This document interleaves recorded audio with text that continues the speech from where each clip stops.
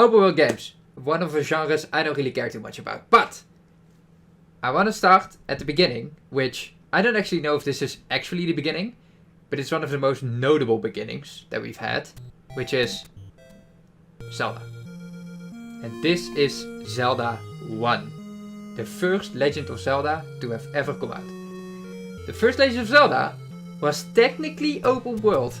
You start here, right? And then you go on this adventure and you go through all these little panels with enemies and dungeons and whatever, until eventually you beat the boss. And that's it. There's no story, because back in the day they didn't have like the capabilities to make a story and whatever the fuck. You just go on your adventure. And that's kind of where open world started. I'm pretty sure it started earlier than this, and Zelda wasn't the first one to do it. But I feel like this is one that kind of sticks with people. The first Legend of Zelda. After which, a little older game franchise picked up the idea of an open world and fucking ran with it. They sprinted away, which is GTA. And more specifically, GTA San Andreas, which is the map you're looking at right now. This game was big. And this franchise is big, humongous, gigantic, enormous. And it mostly was because of their open world idea. Because as it turns out, exploring an open world city and doing whatever the fuck you want to do to it is pretty fun. I'm pretty sure everyone here has played a GTA game at some point and loved it. And that's interesting, because if something is that good, how do you top it? What do you do? How do you top GTA? And the solution that most companies came up with, just made the map bigger. If people like an open world, give them a bigger open world. So there is a lot of videos like this one that I'm about to show you, where they just go into like, you know, like map sizes. And it's all about who could get the biggest map out there. Like, you can see here Red Dead Redemption. Oh, here's GTA then. PUBG. Although PUBG is kind of different, I would say. Skyrim, very known popular world. And it was all about getting bigger and bigger and bigger. But then you walk into another issue. Because how are you going to fill them up? And there was another franchise who really figured that out. And that franchise are these boyos. Because Ubisoft loves open world games. And nobody likes Ubisoft. Although that came later. Assassin's Creed was really popular. Especially the first couple of games. Up until, I don't know, when did Assassin's Creed kind of turn to shit? Maybe Syndicate, something like that. Black Flag was really popular still. Ezio Trilogy, all very popular games. And these fuckers filled their worlds up good. Like they stomped shit in it. I have a screenshot here. This is Assassin's Creed Odyssey. Now, it's kind of hard to tell where the map is underneath all these icons. They have so many fucking things to do in the fucking world. Nobody cares about it, by the way. I don't know a single person who was ever like, yeah, I'm gonna complete the next Assassin's Creed game. Because, why would you? Why would you ever complete this? Like, look at all these markers, and all of it is pretty much, that was one of the most criticized things about Assassin's Creed, is that all of these things are the exact same. You go to location A, you do a thing, then the next time you go to location B, it's the exact same thing again. It's just collect an item here, do a little side quest here, and it's super, super boring, but they need to do it, because if they don't, there's nothing to do in your open world. So then, what's the point of making it big? It kind of grows tiresome, doesn't it? So, we need something new. We need something to fix this issue. And then we go back to the beginning. Because it was Zelda yet again who reshaped open world games. This is Hyrule in Legend of Zelda Breath of the Wild. You start here. This is where you start. And after this, you can go wherever the fuck you want.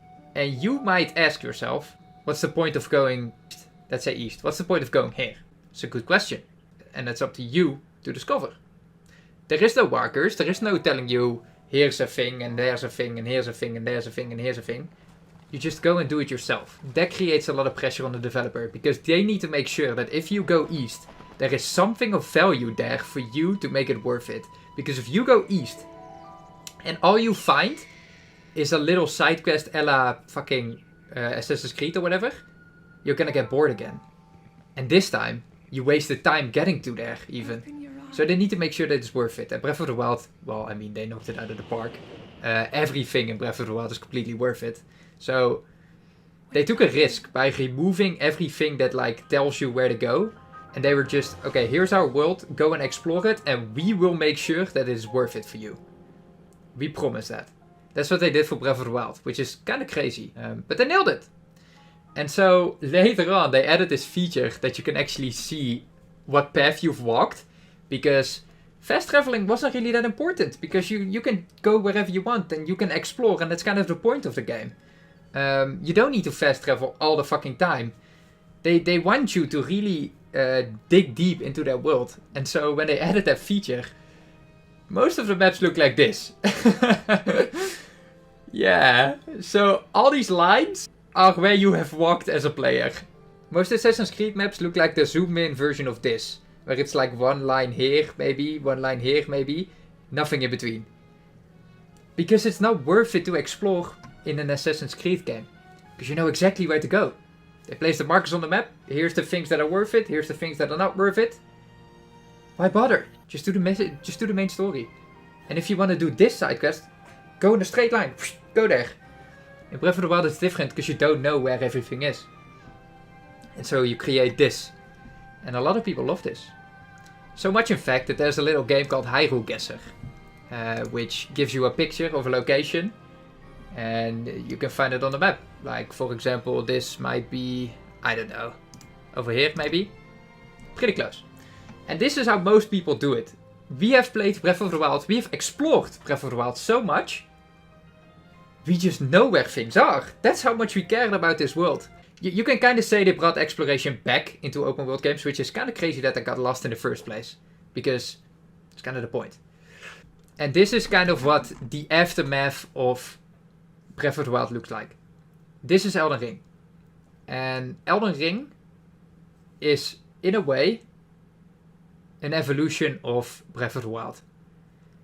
It's not a big evolution, I would say, but they took the exact same concept. There is fast travel points, but they don't tell you where anything is. You have to go your own path. It's the exact same as Breath of the Wild. There's no markers. It's all just, you see something in the distance, and we'll make sure that it's worth it. And this is where I come to Sonic Frontiers. Because Sonic Frontiers, if you go back to the Ezio problem, the Assassin's Creed problem, Sonic Frontiers decided to take a different approach from Breath of the Wild.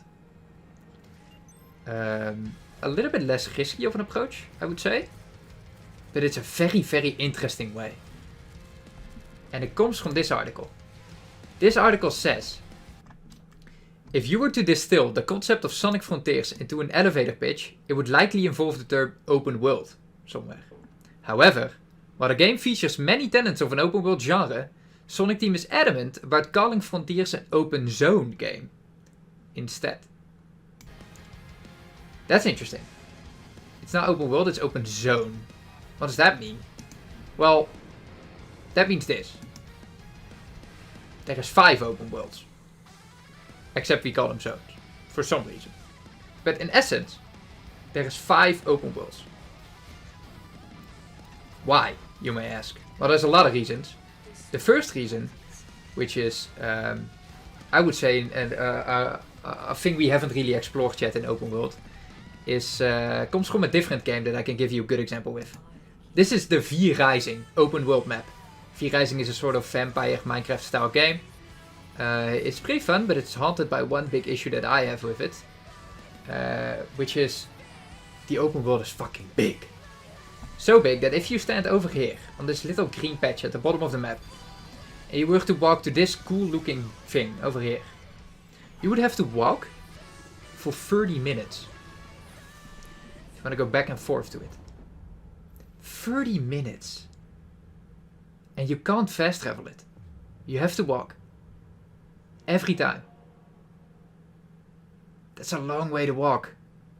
Now, imagine if you were Sonic the Hedgehog, okay? Fastest creature in the universe. Let's say we can make it 2 minutes. Okay, well, 2 minutes, that's not that long anymore. Now let's say we can fast travel it. What would you do? You'd probably still fast travel it. Because why walk 2 minutes when you can fast travel, right? So that's where open zones come into play. Because this is the first island in Sonic Frontiers. The first zone. Let's call it a zone, because that's what they call it. To go from this bottom part of the map, to go to here, about 20 seconds. Maybe more, 30, 40. Let's call it 40 seconds. And you might say, okay, well then it's a very, very small open world. But Sonic Frontiers can allow to bring the markers back. And why? Because the map is very small. So you can explore everything and not have wasted that much time. If you want to go here, it's about 20 seconds wasted. If you want to do something outside of this area and you go here, that's an extra 10 seconds. You can check, see if it's worth it. And if it isn't, whatever. You wasted 10 seconds. So be it. And then you can go back to your main path, do whatever you want to do in the first place, and move on with your life. It's a very... There's not much of a commitment. Not as much as there is in V Rising, where you have to walk for 30 minutes. So, especially as Sonic, who can move very fast, you can put many things on your map, and let the player decide for themselves, is it worth it or not. Now, the map is still small, so essentially, you would do this pretty fast, right? Even if you do everything on this map, and it's all 10 extra seconds, it would add up to, I don't know, let's say the story also includes a couple of hours, let's say this is 5 hours of gameplay, you're done. So, even though it wasn't that like big of a world, you're done in like 5 hours. That's why they added multiple of these. And an extra benefit to that is that your second island is completely disattached from your first island. So in that sense, your second island could be snowy mountains, I don't know, deserty area. Your first can be grass, can be volcanic area. They don't have to match at all. There is no consistency in the world needed. You can be as wild as you want with your islands and make these concise open world packages that you can explore around in for a couple of seconds every time you want to do something else. And they can fill them up however they like. There's no commitment needed to focus on one big open world. And I think it's a very, very, very clever solution. Because if you were to ask now, would you fast travel from here to here for 40 seconds? You would run it. And I know you would run it because everyone is doing it. Sonic Frontiers is a mega success. It's one of the best Sonic games out there. It gets, I think users rated at like a score of like 80, 85 at the moment. Which is one of the best Sonic has ever seen. So this concept is working. It's working somehow, and I think this is why it's working. Because of those open zones that they have. If this was one gigantic open world, it would not have worked as well. I am 99% positive. So that's what Sonic Frontiers did. And I just wanted to talk about it for a little bit. Because I thought... Oh yeah, that's the other thing. Because I thought it was a really cool concept. And that is my little speech that I had planned for you guys.